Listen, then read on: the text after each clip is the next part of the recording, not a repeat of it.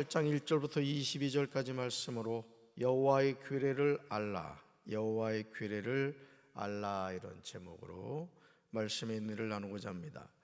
우리가 하나님의 자녀로 살면서 해야 하는 가장 중요한 일은 하나님의 말씀에 순종하는 것입니다.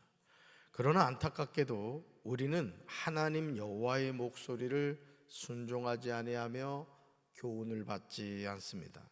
진실이 없어져 우리 입에서 끊어질 때가 많습니다.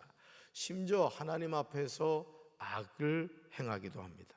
하나님의 이름으로 일컬음을 받는 집에서 가증한 것을 세워두고 하나님의 집을 더럽힙니다. 자기 자녀들을 불사릅니다.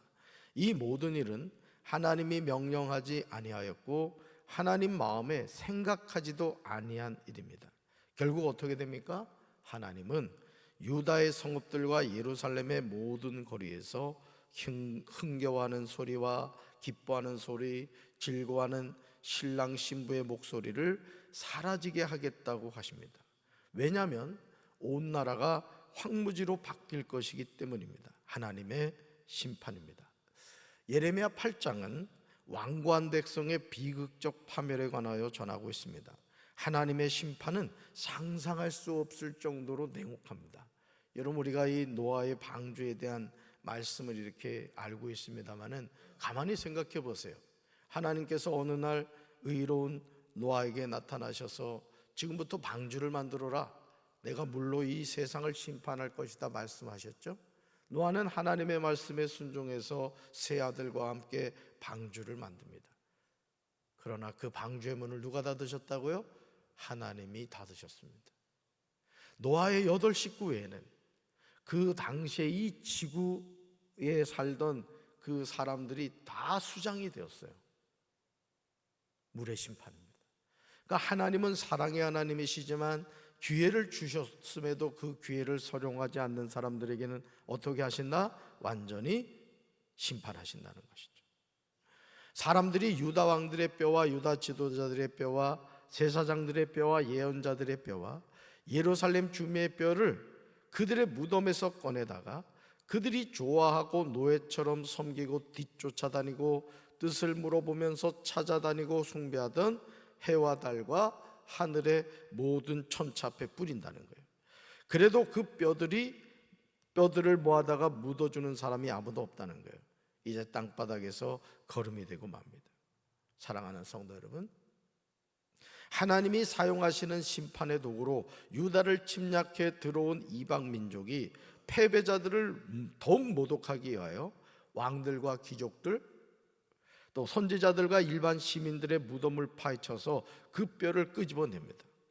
이스라엘 백성에게 시체가 매장되지 못한 채 버려지는 것은 큰 저주와 수치로 간주되었는데 그런 일을 당하게 된다는 거예요.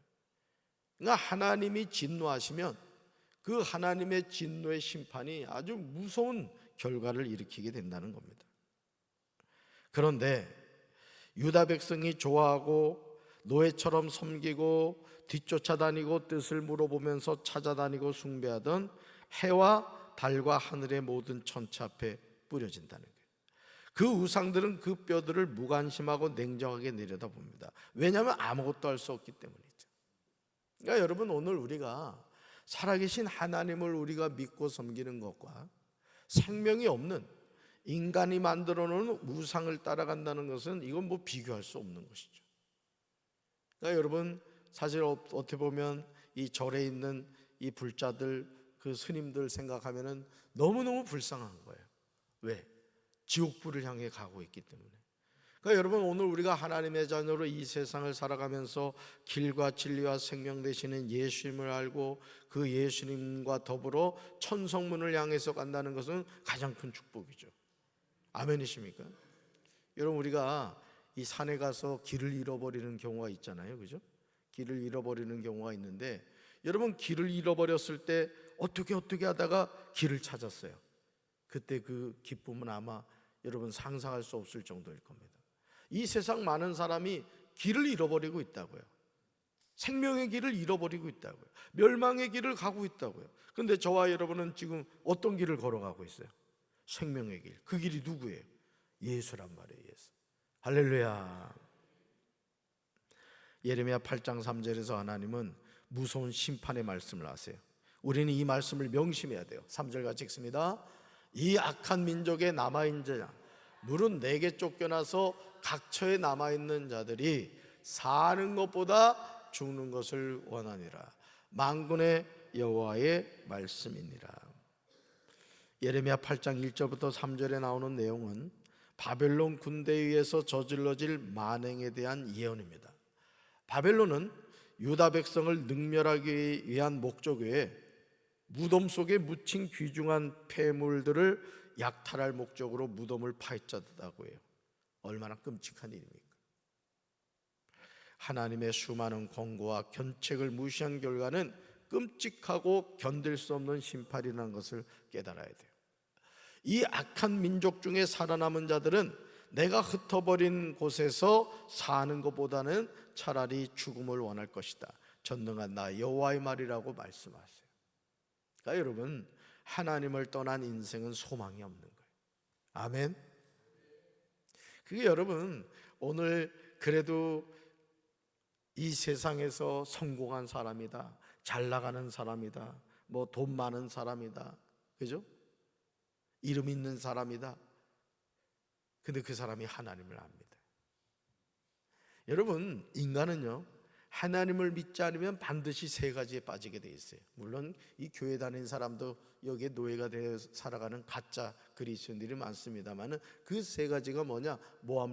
먹음직도 하고 보암직도 하고 먹음직도 하고 지혜롭게 할 만큼 탐스럽기도 한 나무인지라.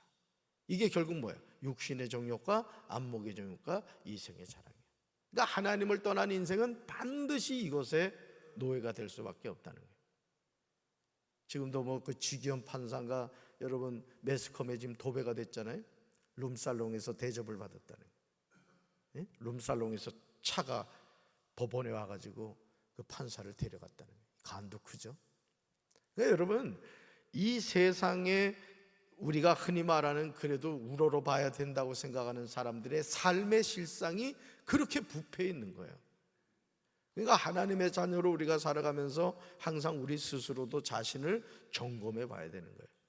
하나님은 어떤 분이세요? 거룩하신 분이죠. 하나님의 백성은요, 거룩한 삶을 살아가야 되는 거예요. 아멘.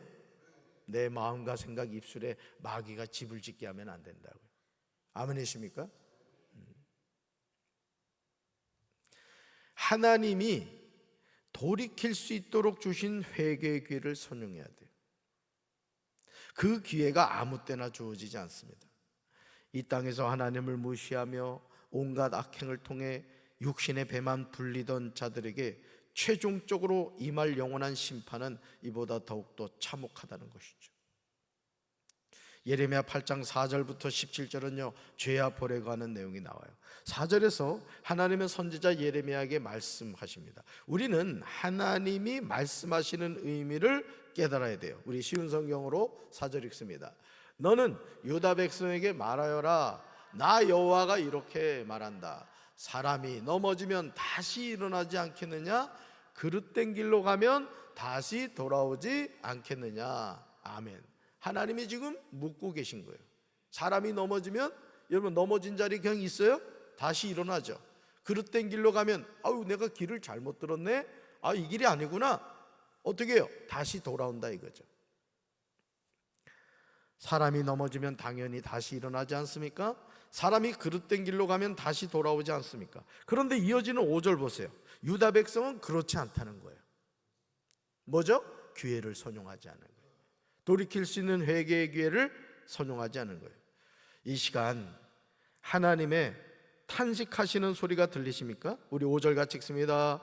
이 예루살렘 백성이 항상 나를 떠나가면 어찌함이냐? 그들이 거짓을 고집하고 돌아오기를 거절하도다. 아멘. 거담이 죽으세요. 그들이 거짓을 고집하고 돌아오기를 거절하도다. 삶의 여정에서 실수하지 않는 사람이 누가 있어요? 우린 다 실수한다고요. 완벽한 사람 없어요, 여러분.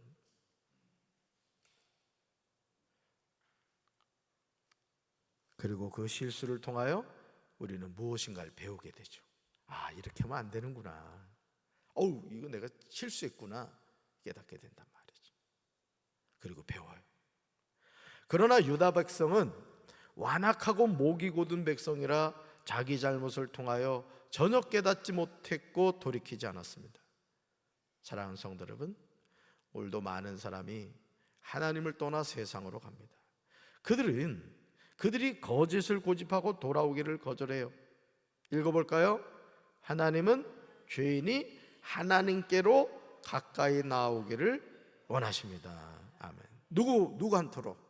하나님한테로. 거짓을 버리고 생명이 되시는 아버지께로 돌아오기를 원하세요. 그러니까 여러분, 실수했을 때 그 실수한 것을 성령께서 깨닫게 해주시면은, 이렇게 하면 안 되는구나. 하나님, 잘못했어요. 용서해 주세요. 다음부터는 안 그럴게요. 그리고 하나님이 알려주신 길을 가면 되는 거예요. 아멘. 어떤 사람은 그냥 10년 전에 잘못한 거 그냥 그걸 잊지 못해가지고 가슴을 치며 이 쳐 죽일 죄인, 맨날 쳐 죽이면 어떡하겠어. 살아야지. 그러니까 늘 하나님의 자녀는 새로운 한 날 한 날을 살아가는 거예요. 아멘. 지나간 거 생각하지 마세요. 어떤 분들 그러잖아요. 제가 말이죠, 목사님 옛날에 말이요 100억대 부자였대. 그 뭐 어떡하겠다는 거예요. 지금이 중요한 거지. 그렇죠?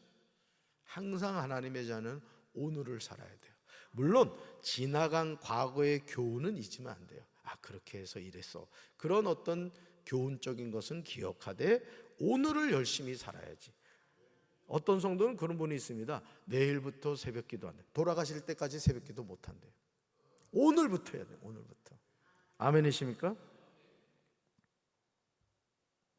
예레미야 8장 6절에서 살아계신 하나님은 내가 귀를 기울이고 들어보았다고 말씀하십니다. 그런데 유다 백성들은요, 진실한 말을 하지 않았어요.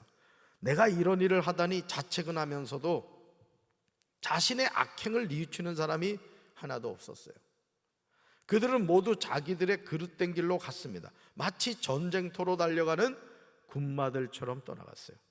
신앙생활하면서 우리가 정말 조심해야 하는 것이요, 영적인 화인을 맞는 거예요. 잠언 23장 35절을 보시면 우리는 이런 종류의 사람을 만나게 돼요. 정말 두려운 말씀이에요. 말씀 같이 읽습니다. 내가 스스로 말하기를 사람이 나를 때려도 나는 아프지 아니하고 나를 상하게 하여도 내게 감각이 없도다. 내가 언제 깰까? 다시 수를 찾겠다 하리라. 아멘.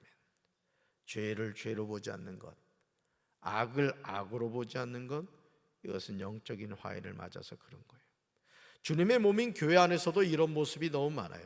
하나님을 대적하는 말과 행동을 하면서도 하나님을 두려워하지 않아요. 하나님 심판하세요. 그러니까 여러분들이 주님의 몸된 전에 나왔을 때는 항상 나는 죽었습니다. 따라합시다. 나는 죽었습니다. 내 안에 예수님이 사십니다. 아멘. 그래서 교회는 항상 조용하고 평안해야 돼. 언제 시끄럽냐? 찬양 부를 때, 기도할 때. 그럴 때는 좀 소리를 질러도 돼. 새벽 기도 와가지고 우물우물 이러지 말고 말이야. 어제 저녁에 남편이 속상한 거 있으면 그냥 죽여 해도 누가 뭐라 안 그러잖아, 그렇지? 나 진짜 죽이지 말고. 그러니까 여러분, 하나님께 부르짖어 기도하란 말이에요. 아멘이십니까? 그냥 엄한 데다 소리 지르고 이러지 말고 하나님께 부르짖고 하나님께 이야기하고 하나님과 동행하고 이런 삶을 사는 거죠. 예레미야 8장 7절에서 하나님은 하나님의 백성을 향하여 탄식하고 계세요. 참 이 말씀을 보면 하나님의 마음이 느껴져요. 같이 읽습니다. 공중의 학은 그 정한 시기를 알고 산비둘기와 제비와 두루미는 그들이 올 때를 지키거늘 내 백성은 여호와의 규례를 알지 못하도다. 아멘. 강남간 제비는 때 되면 돌아온단 말이에요. 근데 하나님의 백성은 돌아오질 않아요. 여러분, 노아의 방주로 다시 돌아가 봅시다. 노아가 그 큰 방주를 짓기 위해서 얼마나 오랜 시간 동안 수고했겠어요. 최소한 10년 이상 걸렸을 겁니다. 생각해봐요. 그 큰 방주를. 그러면 노아가 그 방주를 질 때마다 사람들이 이상하게 생각하지 않았겠어요? 이런 방주를 지으면은 낮은 곳에 지어야 되잖아요. 우리 노아 할아버지 노래 알죠? 노아 할아버지 배를 짓는다. 노아 할아버지 배를 짓는다. 어디다가? 산꼭대기에 짓는. 얼마나 힘들었겠어요. 그러니까 여러분, 우리가 하나님의 자녀로 사는 것이 사실은 너무나 감사하고 기쁘고 고마운 것이지만은 사실 우리끼리이지만 여러분, 새벽 기도 나가는 게 쉽습니까? 아주 저도 죽겠어요 그냥. 누가 이 새벽 기도 만들어. 근데 이 토요일 새벽 되잖아요. 아니, 토요일 새벽이 아니야. 금요 성령 기도에 맞추고 나면요, 세상에 그렇게 좋을 수가 없어. 12시가 돼도 잠이 안 와. 왜? 내일 새벽 기도 없다는 그 마음이 김희중 장로님이 너무너무 평안을 주는 거야. 우리 새벽 기도 없을까? 여러분, 그 방주를 만드는 기간 동안 사람들이 물어봤을 거 아니야. 아니, 노아 영감 왜 그 방주를 지어? 배를 지어? 뭐하러 이렇게 좋은 날씨죠? 그럼 얘기했을 거란 말이야. 이보게, 하나님의 심판이 다가오네. 하나님이 이 배 만들려고 그러셨어. 순종했죠? 고달팠단 말이에요, 순종하는 게. 근데 구원받은 사람이 있었어요, 없었어요? 없었어요. 똑같아요. 지금도 예수 믿으라고 해도, 어제도 말이죠, 우리 강경 5일장에 사랑 카페 전도대 우리 권사님, 집사님 또 성도님들 나오셔가지고 요즘 커피 값이 올라가지고 커피가 많이 나가더라고, 그지? 아이고 세상에. 그래도 그냥 우리는 그 커피 먹는 사람마다 예수님 만나게 해달라고 기도하죠. 아멘? 그러니까 여러분, 끝까지 힘들어도 예수님을 믿고 살아가는 게 정말 쉽지 않아도 끝까지 완주합시다.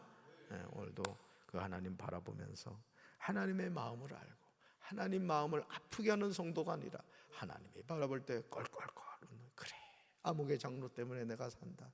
아무개 집사 때문에 내가 산다. 아무개 권사 성도 때문에 내가 산다. 그런 하나님의 기쁨이 되는 우리 성도들 되길 주님의 이름으로 축원합니다. 가슴에 손 얹겠습니다. 사랑의 주님, 하나님의 규례를 알지 못해 우리가 하나님을 마음 아프게 해드릴 때가 얼마나 많습니까? 주님, 살아계신 하나님이 계신데도 우상에게 복을 비는 영혼들이 얼마나 많습니까? 오늘 우리가 정신을 바짝 차리고 하나님의 말씀에 순종하고 하나님을 기쁘시게 드리는 하나님의 자녀들 되게 하옵소서. 예수님 이름으로 간절히 축복하며 기도합니다. 아멘.